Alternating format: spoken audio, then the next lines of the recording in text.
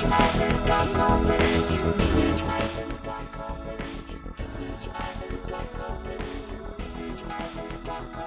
to the weekly update, where we go in depth with a particular topic. And joining me today is Workplace Relations Consultant Clinton Tomeldan. Welcome, Clinton. Thanks, Dan. So, Clinton, you've done this before. Please reveal the clue for those that are watching. Sure. It is the 5th season of Scrubs, complete with bonus features.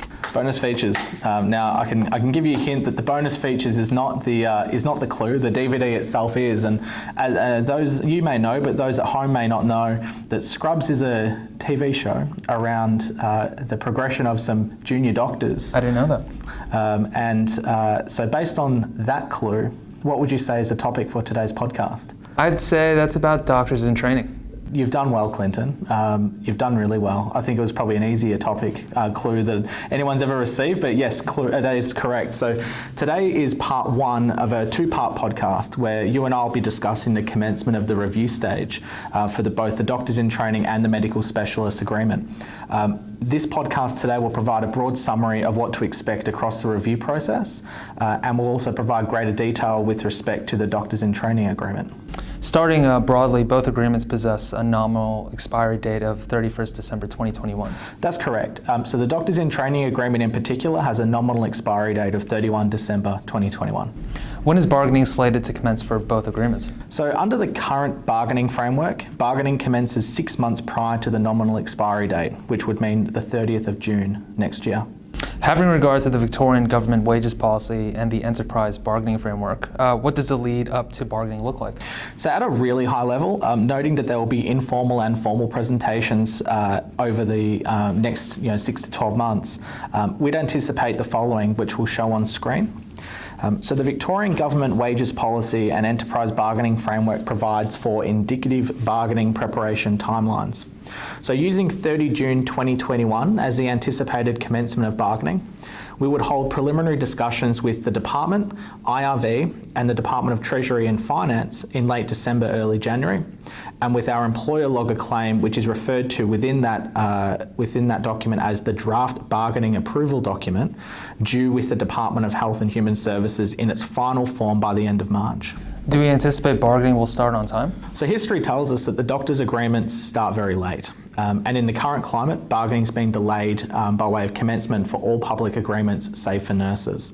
However, that won't stop us in ensuring our employer log submitted with the department on time in accordance with the wages policy and enterprise bargaining framework. I understand we have recently issued our first draft of the review tracker for both agreements. Yeah, that's correct. So earlier this week, we issued the first draft of the review tracker for the doctors' EBAs. So we've sent that to both the doctors' EBA reference group, and that's been posted on Yammer, and we've also sent it to the Victorian Medical Executive. Have we provided a deadline for feedback? So we haven't set a deadline for feedback.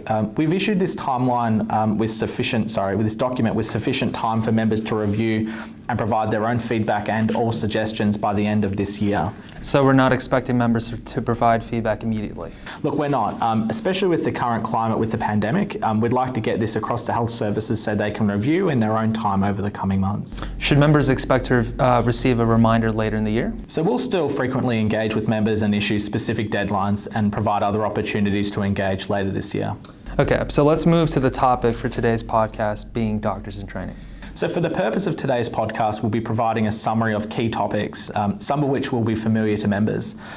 We've assisted members on quite a few occasions since the commencement of this agreement on these topics, and we've placed them on screen for those that are watching.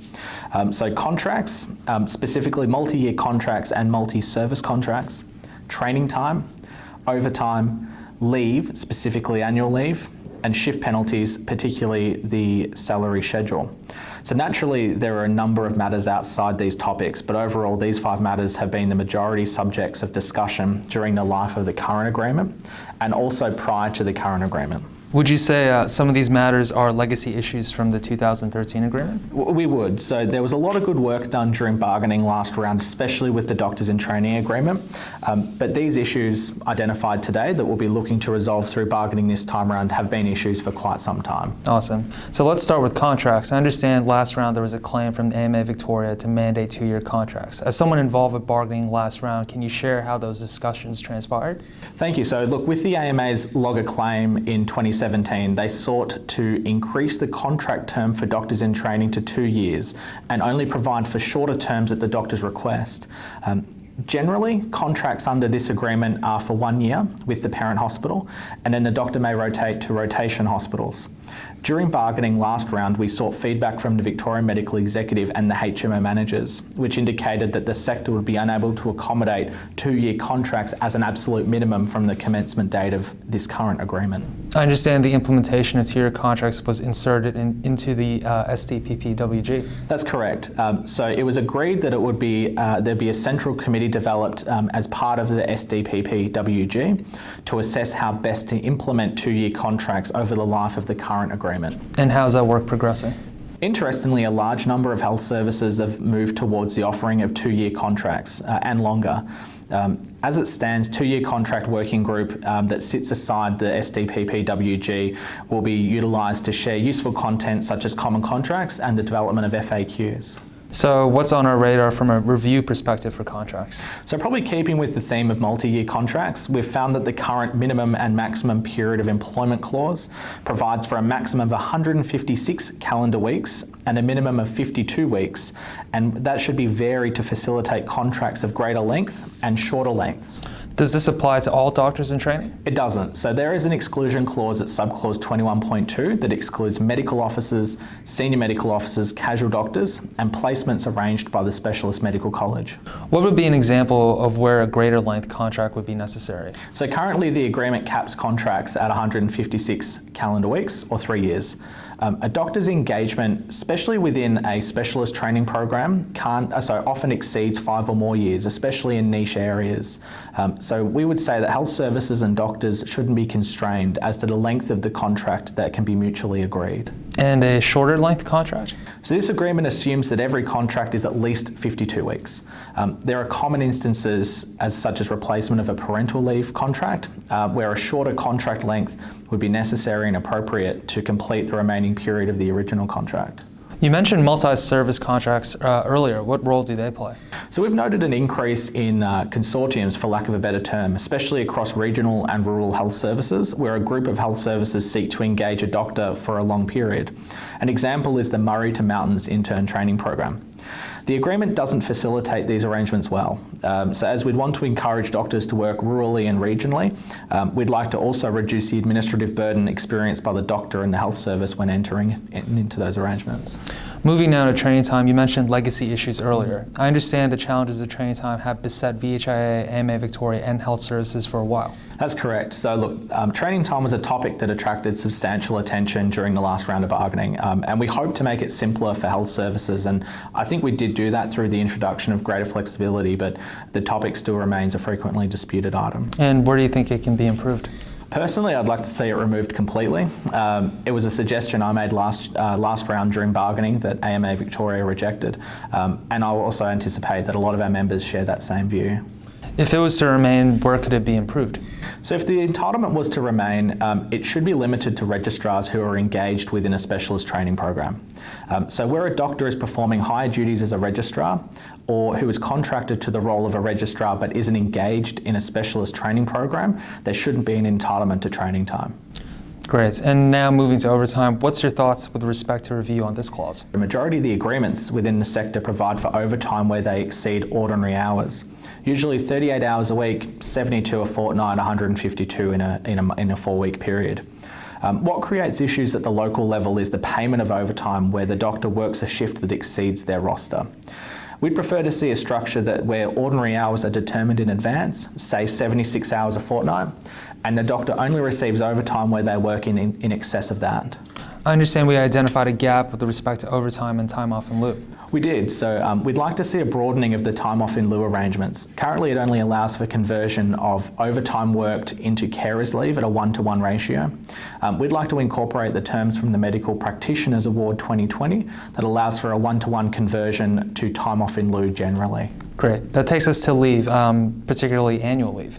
What does the review tracker identify for this entitlement? Look, annual leave under this agreement is unnecessarily complex. The payment calculation method at subclause 60.4 is as easy to understand as Russian literature.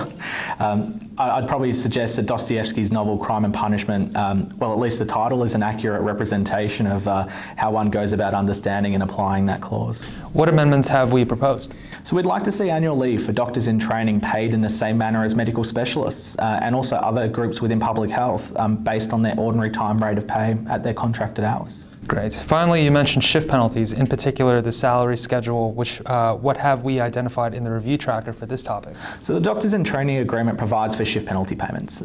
What we've found is the night duty allowance, which is payable per each hour worked pursuant to subclause 37.4, is reflected in the salary circular as a per shift payment.